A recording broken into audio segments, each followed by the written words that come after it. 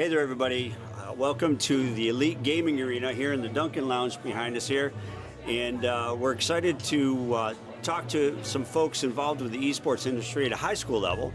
We have Cathrine and Mike from CNS Esports. So I'd like you guys to introduce yourselves. Tell us a little bit about what you do at CNS, and then we'll get into some questions. Okay.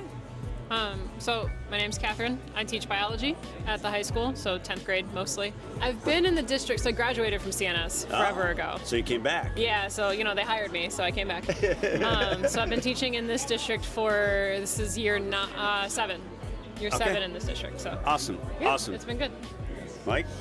Yeah, Mike Bryson. I teach social studies in the district. Actually, pretty similar origin story. It's my 7th year teaching at CNS. I'm also a CNS graduate. Wow. And we started the program in fall of 2022. Mm-hmm. So this is our, I believe it's our 3rd full year with running esports here at CNS. That's great. So now that you guys are 3 years into it, tell us a little story about, because a lot of schools are very interested about how you got started, the difficulties, hurdles you guys had to overcome to get it started. I mean, one of the big things, and Catherine, you can probably speak more to this, but we had a couple of directors. Our director of technology was really influential in getting this to happen. There was some groundswell from some teachers. Obviously, the kids were really excited about getting into this, but it took directors being willing to push their influence around, both with getting this approved, getting the money approved, finding the two of us to be able to run the program. I don't know if you have anything else to add to that.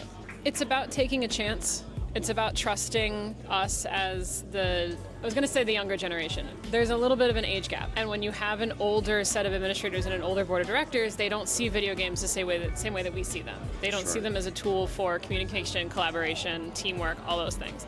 So it's about taking the leap and trusting that we know what we're doing and we know how to make the program work. Right. Yeah, that's a pretty common thread throughout K through 12. It takes a little while for people to understand what gaming really is. Mm-hmm. It isn't just mashing buttons and yelling at a screen and rotting your brain. Yeah.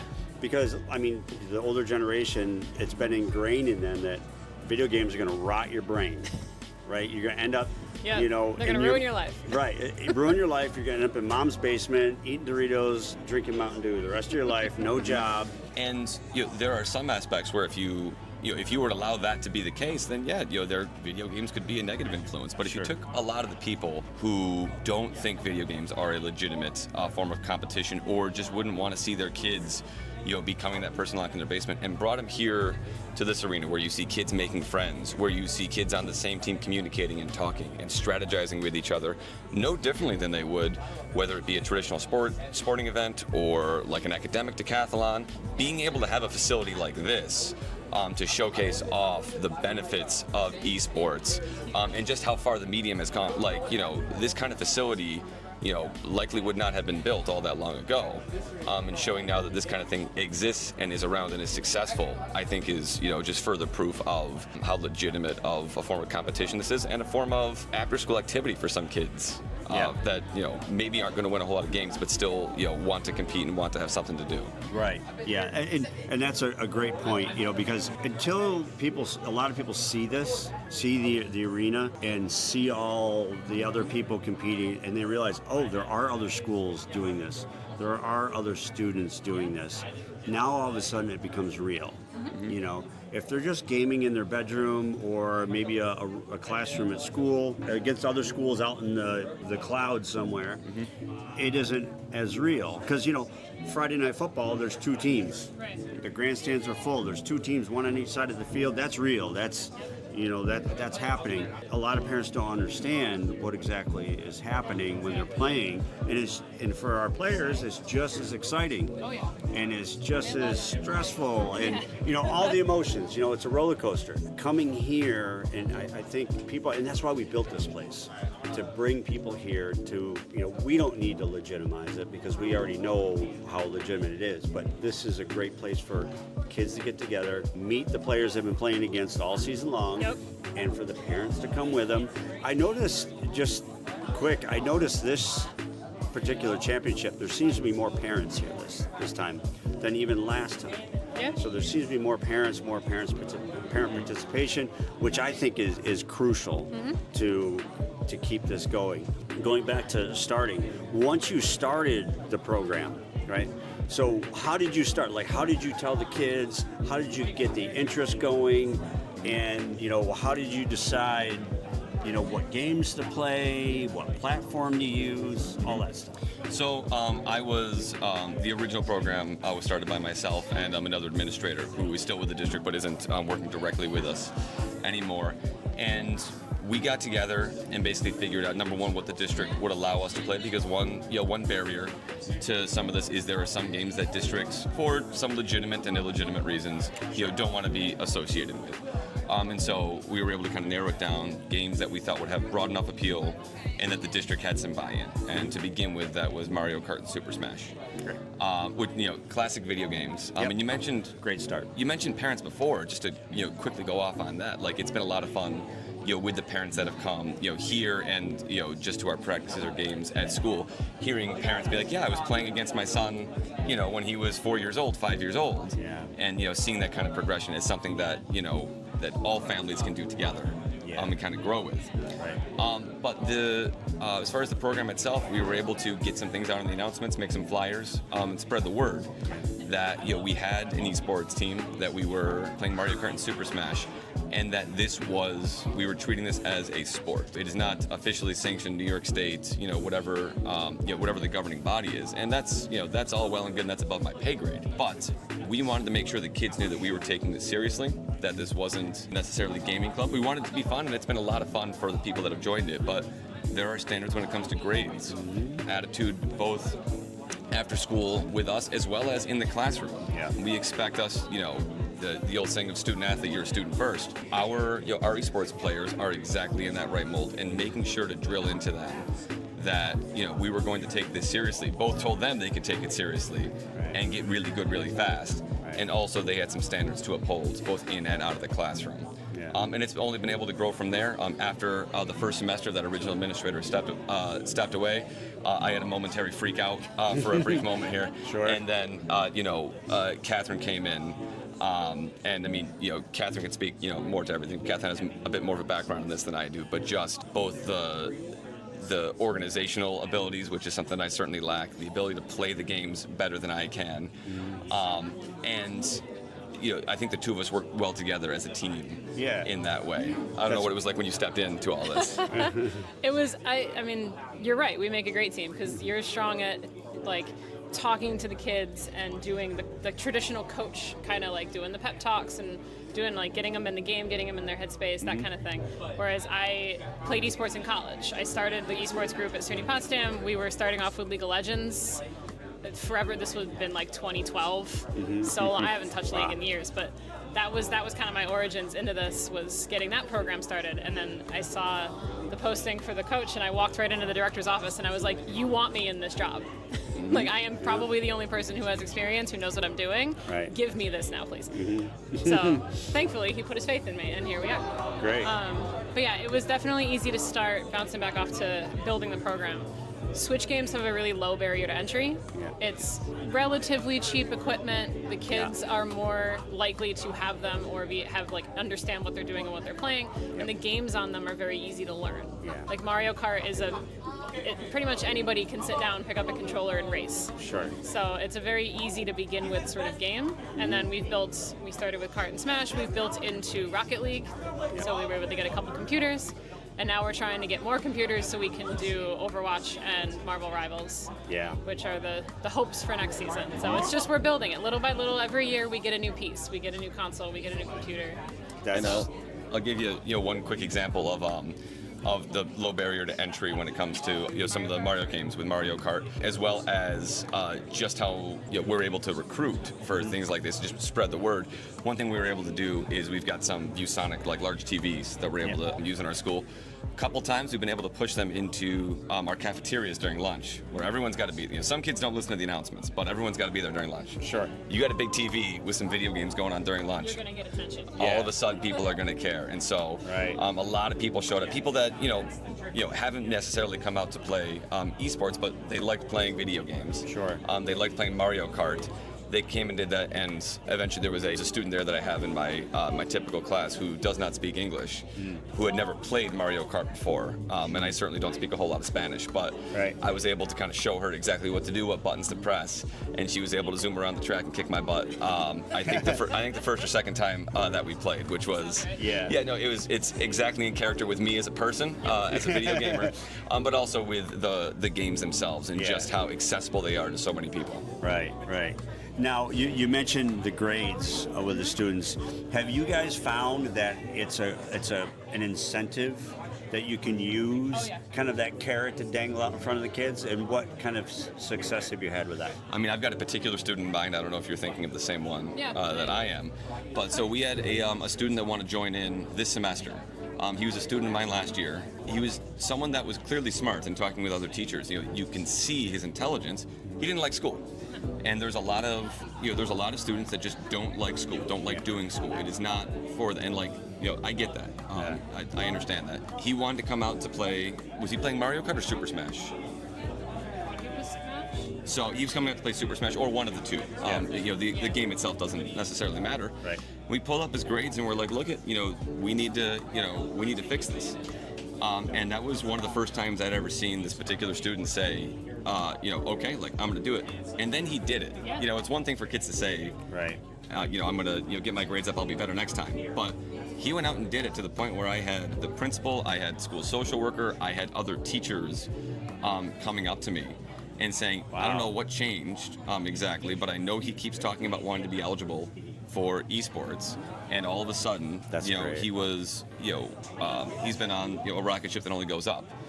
That's the most kind of extreme example I can think of, but with all of these kids, we make sure that they know that their grades are important, and if we hear something from other teachers, they're going to have to deal with it, at esports. Right. And that's, I think that's a similarity between us and, and more traditional kind of sports. Yeah. Attendance factors into that too. Oh, absolutely. What's that? So attendance factors into that Absolutely. too. Oh, yeah. Because you can have the grades, but you also have to show up to school. And there are times where the kids will be like, oh, I really I don't want to show up, I don't want to be there, but they know if they're not there, they can't play. Right. So it's all of it. Right. Accountability is key with esports. Again, that goes back to the whole being lazy, not wanting to do anything with their life, typical video gamer. Right, yeah. It's breaking the stereotypes that these kids are motivated. They just have to find something to focus on. And let's be honest, a lot of the gamer kids are kind of floating around. They don't really have a group, or they're not traditional ball sport kids. They're not band or drama. They're just kind of not disillusioned. Right. Yeah. They're not disillusioned, but they just don't have anywhere to belong. Yeah. Once they have somewhere to belong, their whole attitude changes. Oh yeah. We talked about the academic side, but the social emotional side is a huge piece. Teenage mental illness is real, and it's rampant. And this, we've heard from other schools as well, has definitely helped with that. Hey, now, have you talked to parents of your esports athletes, and have you gotten feedback from them? What's the feedback been? Yeah, there's 3 students in mind, each with a different story on how this has helped them emotionally and mentally. One of them is one of ours. He plays everything, Smash, Rocket League, kart, whatever. But he wanted to be an athlete. He's like a traditional physical athlete. Sure. But his asthma is so incredibly bad, he can't play any of the sports. So when we started the esports program, he's actually been with us from the very, very beginning. And he just excels. And he loves it. He's become a leader. We've made him team captain. And he's also the kind of kid that in class, and Mike didn't believe me when I told him, because I had him in class a year before Mike did. I was like, he's not going to say a word. He is silent from 7:30 to 2. He doesn't speak. 2 o'clock he shows up to practice. You can't get him to shut up.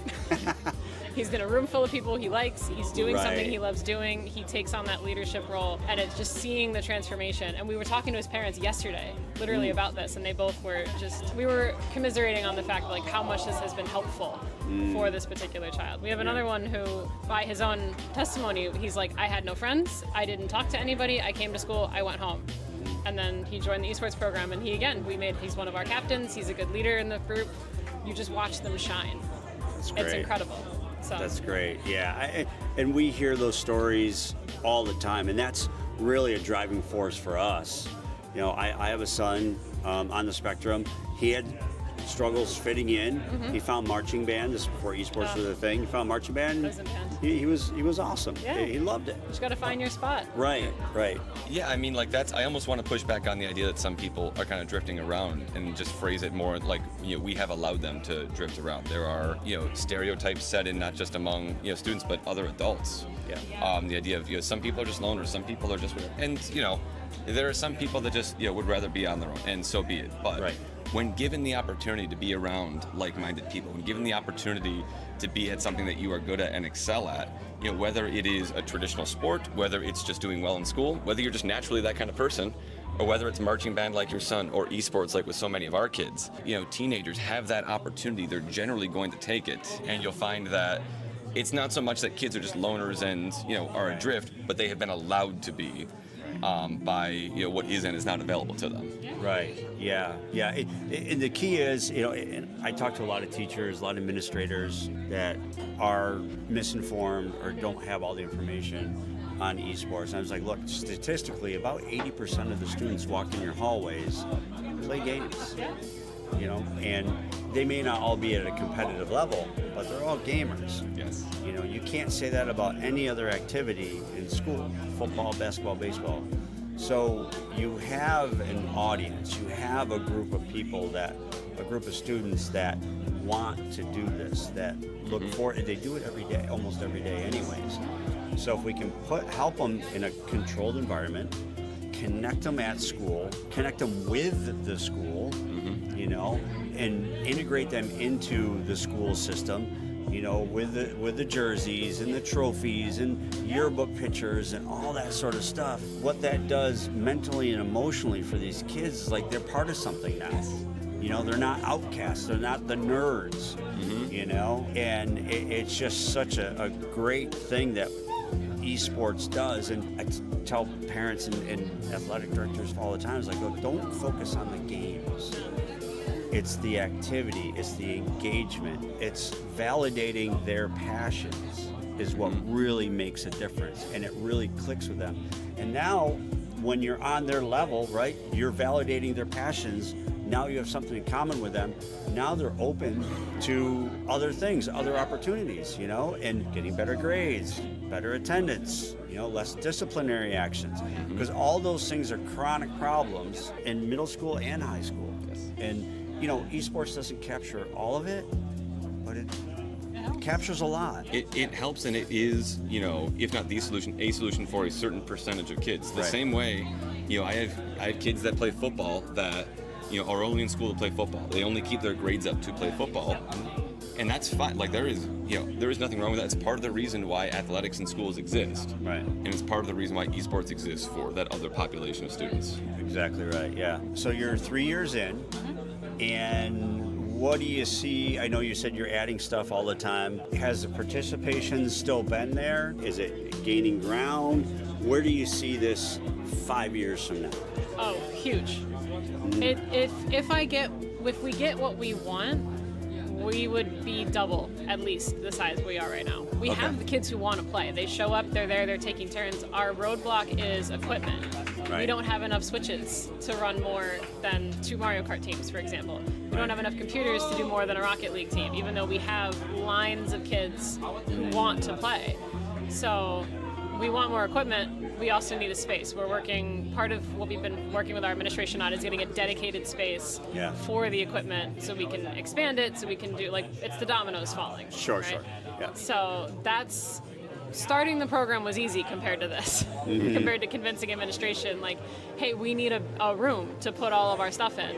Right. That, for us, for our room, you know what I mean? But if we get what we want and we go where we're going, we're going to be able to have, we've already got 3 games. We're hoping to add a 4th next year. Yep. I would love to expand to the other consoles and build in Madden and other 2K games to get that other kind of population. Sure, the sports kids, yeah. Just to go along a little bit with that, part of it isn't for any of our administrators that are watching. We do have quite a lot of administrators that are on our side. It's a matter of allocating resources appropriately. So we do have a lot of administrators that are in our camp and want to get us what we want. It is a matter of just everybody's got to have their own piece of the pie. One thing that I really want to expand on and want to work on is we have a lot of young men here that are playing esports. women that are on our team that are very good. I would love to have, expand that out a little bit and get some young girls that are here playing as well. We had one student last year join kind of midway through last year who wound up being one of our best Mario Kart players, and she was incredible. She's coming back next year. She's coming back? Yeah, she couldn't play because she's the BOCES this year. So she can't come be with us after school because she's at the BOCES program. I thought she graduated. How about that? No, we get her next year. So that's another thing that I want to be able to do, is I want to be able to look at the entire population of schools, and we've done incredibly well with the demographic we're at, but expanding that demographic. Yeah, exactly. 100%. Yeah, 100%. Yeah. And statistically, they've done a nationwide survey. It's almost 50-50 boys and girls, like 51% guys and 49% girls, or something really close. So they found girls tend to gravitate more towards the less head-to-head competitive games, which is fine. It just doesn't translate into esports. Not too well, but yeah. But we work with groups like Game Hers and other groups, nationwide groups, that are trying to break those stereotypes. And I think a lot of girls are maybe a little intimidated, because they hear the guys, competing and talking about it and stuff. But there's, Central Square, they have 2 girls on their Overwatch team, and they were champions last season. Video games are the great equalizer, right? And I think if a lot of girls, if they really understand that and aren't intimidated by it, and have a safe space, a space where they feel comfortable in, where they're not a nerd, they're not going to get shamed by other students or whatever. Yes. I think that will go a million miles, and I think that will get more girls engaged. 100%. I think that's just very, very important, and we're really passionate about that here as well. Making sure we get all the students, anybody who's interested, we want to have, we don't want any barriers for them to compete, right? But this has been great. Is there anything else you guys want to add? Or, before I forget, so the funding thing. New York State, we need grants for schools. New York State, if you're listening, we need grants for equipment and for teachers. Just throwing it out there. Invest in us. We're worth it. Right. Invest in the students. I think investing is the right word, because you will see a return on that investment with more engaged citizens, people that are more engaged in school, and people that might see that a road, the overlap. I don't know exactly what the overlap is, but I imagine there's some kind of overlap. People that do esports that get into high-paying technical jobs that can really have a benefit later on down the line. So I think investing really is the key word there. Yeah. So I'm just full of statistics because I do this stuff. Gamers are 3 times more likely to enter a STEM career than non-gamers. That makes sense. No kidding. Wow.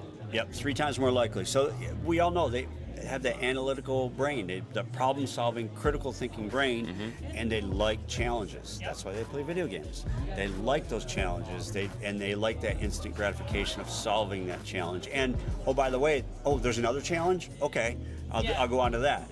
So it's just the way their minds work, and they do gravitate towards the technical fields, whether it's in gaming or broadcasting or computer science or something like that. And by the way, we have colleges here that are actively recruiting students to play esports. Right? We have the U.S. Army here, who has great options in their technical fields. And it's not just running radar systems. They have counterintelligence. Divisions of the Army. I didn't know that until just recently. The white hat hackers. And they monitor everything, and all the branches have stuff like that. So there's great opportunities, and I think that's another important message that the administrators and parents need to know, is that there is a pathway. Syracuse University is here. They signed a student last year, full ride scholarship for playing Rocket League. And they're actually SU is actually talking to a couple of the Syracuse City School students about scholarships for Super Smash. That's amazing. So, and that's if nothing else, even if you happen to be watching this at home and you are still kind of on the board, I still don't know how I feel about video games and what's I'm not saying that you have to be into it, but other people are into it, and there is money there, whether it is in colleges, whether it is in sponsorships, whether it is in job opportunities afterwards. Even if you aren't into this or you don't get it, that's fine. I'm not asking anyone to understand right away, but just know that there are other people that are willing to put their money where their mouths are when it comes to this. 100%. Yeah, this is great. Yeah, anything else you want to add? Closing comments? I mean, this has been great. The event that you guys have put on has been wonderful. The space is great. This is now, I think, the fourth different time that we've been here, third or fourth time. Third or fourth, yeah. Yeah, and it's, it has been a wonderful time each time. The experience has been great. The kids, They love it. Yeah. Oh, they love being here. They love having the opportunity to show up and and see the people they're competing against and have a good time. So just thank you guys for being able to put this all on. It's our pleasure. We built this place to do events like this, to get these kids together. Yeah. That was the sole purpose of building this place, and build the gaming community and break the stereotypes and break the molds, right? That's what we're all about. And it's working. Yeah, we think so. So far, so good. Yes. Well, thank you. Thanks, guys. Appreciate your time. Thank you.